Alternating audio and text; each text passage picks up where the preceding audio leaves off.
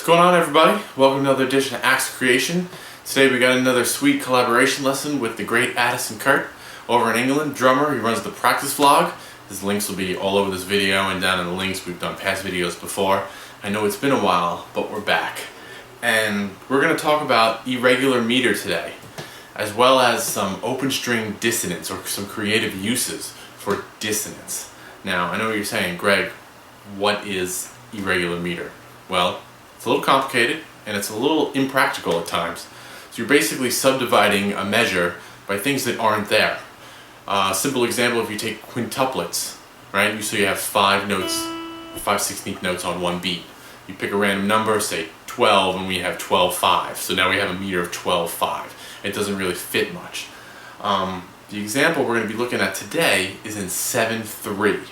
So how do we divide a measure by 3? That's easy. Triplets. So what are we doing? We're grouping 7 triplets. So you can be in 4 and your triplet speed remains the same. We're just counting 7 of them, and that makes our little phrase. So Addison wrote this great beat. Definitely check it out even if you're not a guitar player. Check out a drum beat because it'll really help your understanding of this concept, because it is difficult. And he came to me and he's like, Greg, I have this great beat in 7/3. Can you write something over it? I'm like, alright, sure. And I wanted to do something a little different. I just didn't want to write an awkward sounding riff, because that's lame and that's been done 1,000 times. I wanted to do something a little more creative. So I'm using some open chords, open strings, and some very dissonant ideas, and using dissonance as a sound to create an effect, rather than using the dissonant notes to pick out notes of certain chords and whatnot. So we're in our irregular meters in 7/3.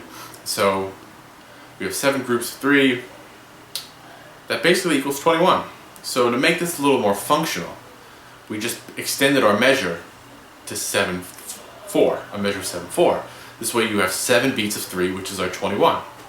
This way, after a very manageable measure of 7/4, you're right on the downbeat again. You're not somewhere in the middle, always shifting, and it's very awkward. So let's take a quick look, or listen, to the example we're going to play, and then I'll come and break down and where my mindset was in doing this.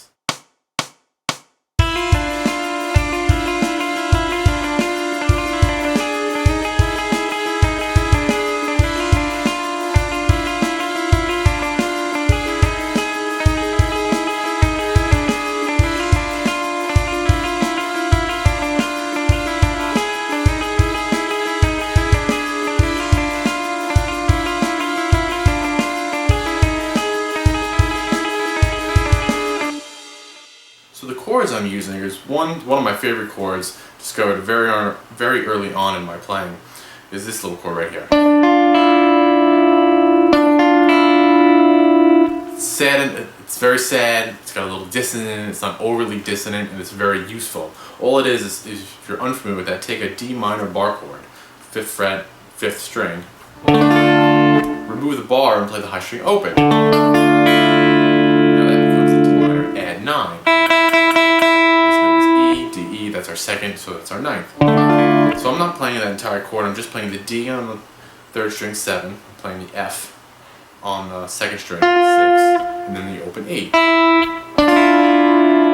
Now, that's initially what we're going to play, and then I'm going to switch. I'm going to take my pinky, put it on the 2nd string, 9th fret, so now it's on G sharp, so now it's 7, 9, open.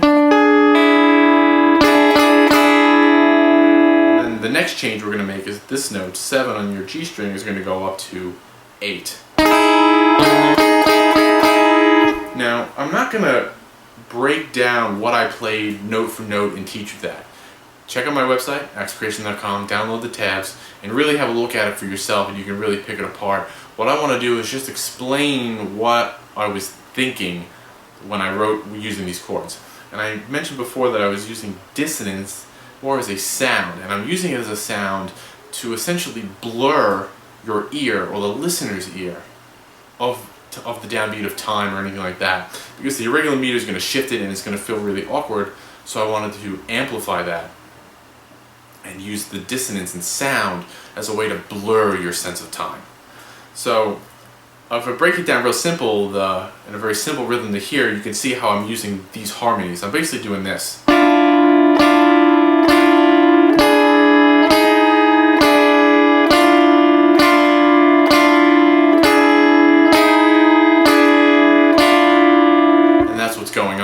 So at the beginning of each measure, I give you the little 7/3 motif, and then I blur it by just picking out some dissonant notes. So the motif is this.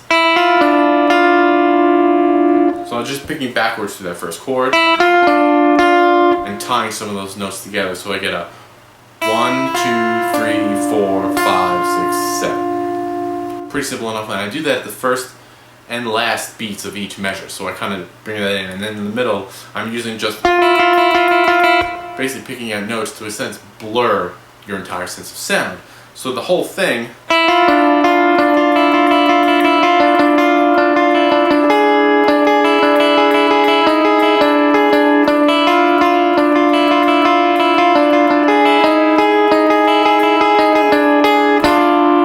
see how I'm kind of moving around there, and again, if I don't break that down and just kind of play the movement or the harmonic movement of that sound,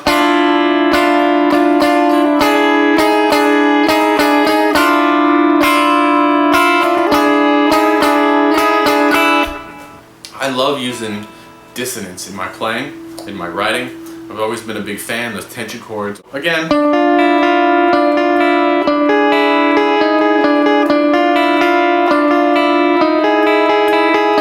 great idea is find some open strings and some notes that sound good together, like the E and the F right there. You can try the 4th fret, F sharp and G. You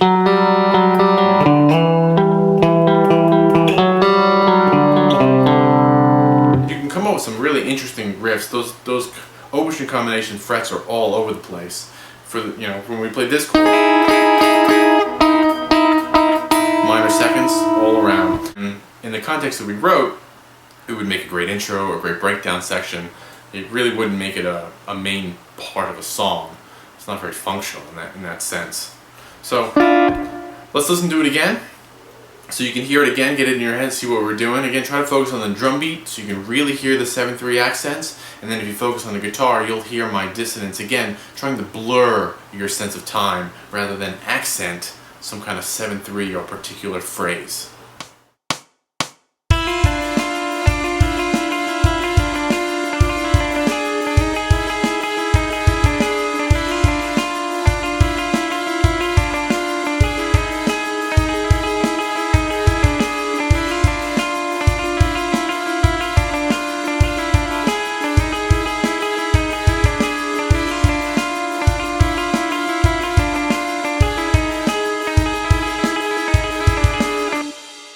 So as always, I hope you can apply this to your writing, come up with some interesting sounding techniques, and as always, let me know what you come up with. So until then, I'll see you next time. Thanks a lot.